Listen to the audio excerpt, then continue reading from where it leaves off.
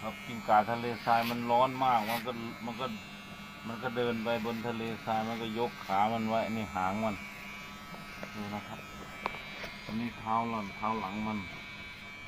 ได้เหมาะสมกันเพราะมันก้าวขาเรามาดูฝั่งนี้นะครับดูกิ้งก่าทะเลทรายอันนี้มันเป็นข้างหลังมันนะครับ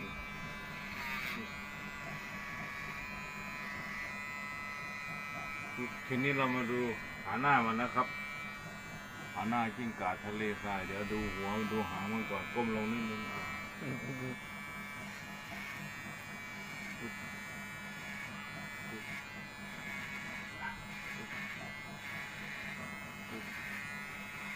ขาหลังขาหน้า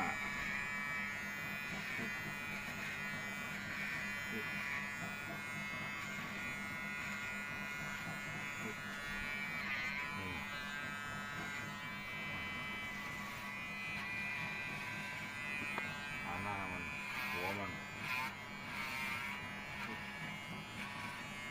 วกิ้งก่าทะเลทรายมันจะมาข้างหน้าแบบนี้